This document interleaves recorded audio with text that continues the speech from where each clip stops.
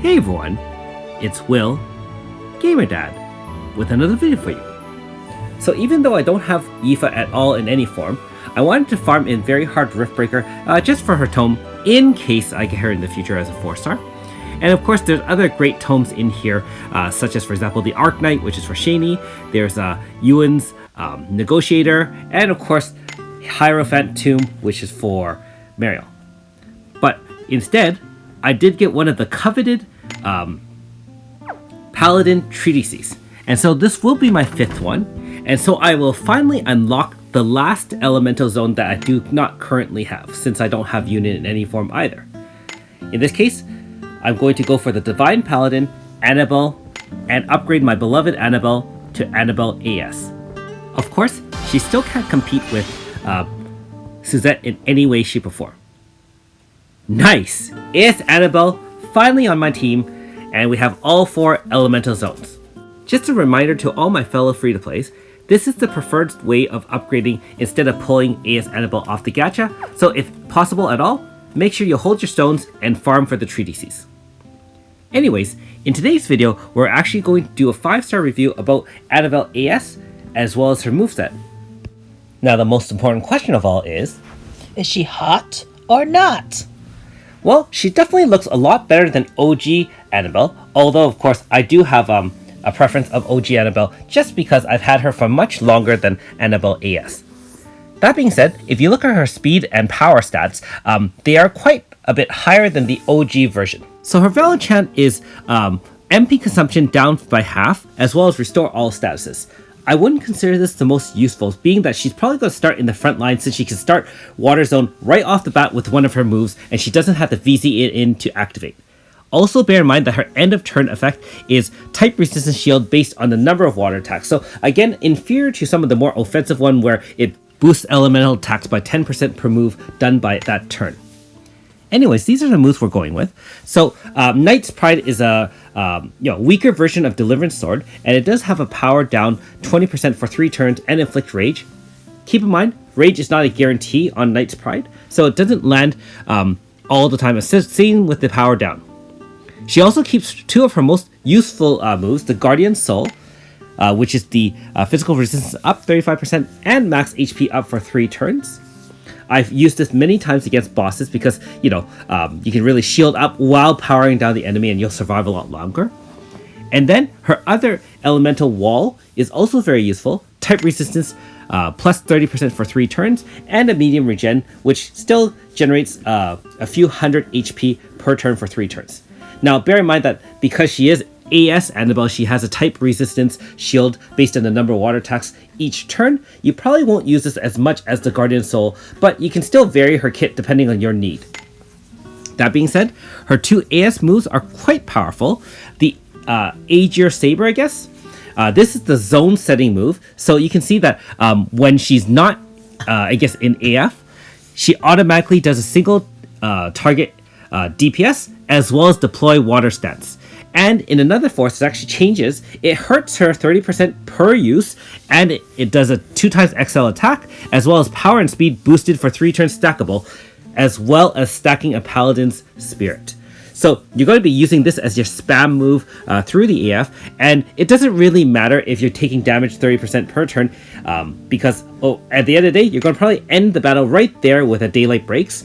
And again, 2 different moves depending on whether or not you're in AF or not. Normal is a preemptive water type slash attack on all enemies small.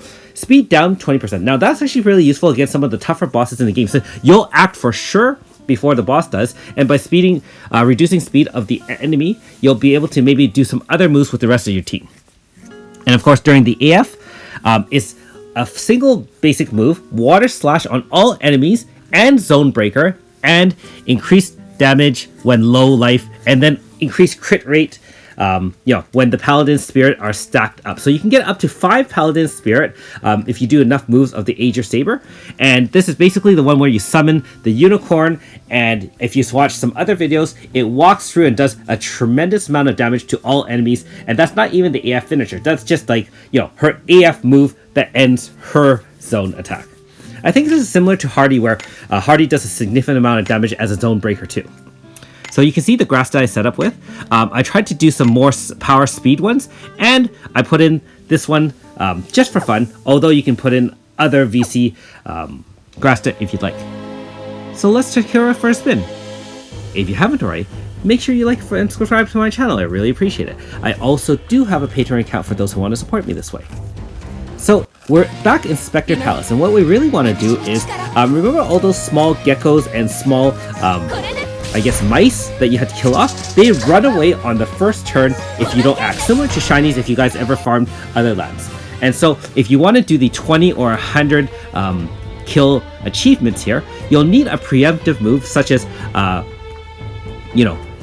Anabel's. Now I believe that AS Felmina as well as Bertrand with Manifest does have that. So you can see a small gecko here.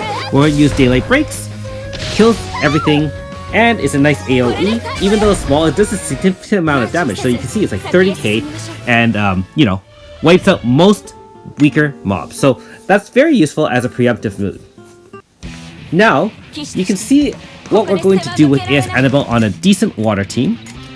We're going to fight Uquaji as a level 170. Now before, if you watch some of my videos in the past, I had to use the Galliard to kind of survive his turn 2 and slowly use a boosted Earth team in order to kind of last enough for 4 or 5 turns to kill the boss.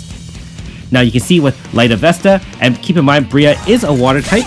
On turn 2, right off the bat, we can just end the battle right here. We're just going to stack Oasis Wave as well as the Epic Hail for physical resist to water resist down, and we're going to stack 5 stacks using the, now it's called, the Aegir Saber became Hail Kingdom, and we're just going to go over and over again. So we're going to end it right here, and boom, the Unicorn Summon, 10 mil Zone Breaker, and now of course, most enemies, including Uquaji, will die with that. So yeah, it's very nice to have that ability to kind of generate a huge amount of damage and end most fights. Because let's be honest, most battles and most bosses don't have more than 10 million HP, although some of the Antiquity horrors in Eastern do have close to 20 million HP. That being said, remember that Uquaji is not weak to water, just vulnerable to water. If you fight an enemy that's weak to water, you're probably going to do double that damage. So let's try some of our battle damage analysis against one of these kind of punching bags. So right off the bat, we are establishing Water Zone, and if you're wondering why mana's out there, we're just going to, for fun, we're going to put Midnight Cendrilion to add type resist down, and then we're going to use Crown of Gaiet, which boosts everyone by 35% for power, speed, and int to do as much damage as possible. And we're just going to stack Epic Hail times 3, because again, Shiny with Manifest is one of the ultimate supports for water in the game. It can apply essentially 60% water resist down, 60% physical resist down, and remember that her Epic Hail actually boosts all of our team's water attacks as well. She can also do a decent amount of damage by herself, although she doesn't do as much damage as her counterpart AS Shiny. But on a weaker or mid-range water team, Shiny OG is much better than AS Shiny. Although I think if you do get more powerful support characters, you can probably switch her to AS Shiny if you'd like. Again, just like Uquaji, we're going to stack maximum damage with the Hail Kingdom and then get that Unicorn Drive, and you can see 20 million damage, and we had more than half a bar in this case. So 36.9 million, pretty decent. I would say that in comparison to AS Yuna, for example, AS Yuna has a lot more versatility when doing the zone, because her VC, I believe, not only deploys Water Stance, it also has Speed Up, and she also has a guaranteed crit move, although that one doesn't do an attack. So, that being said, AS Anabel generates a lot more damage as a single DPS herself. So in conclusion, I would say that AS Anabel is necessary on a water team to do the maximum amount of damage. You can use her alone if you don't have any other water zones, or you can combine her with AS Unit as well for additional crit damage and more type resistant down, or int power down. Anyways, thanks for watching. We'll see you next time.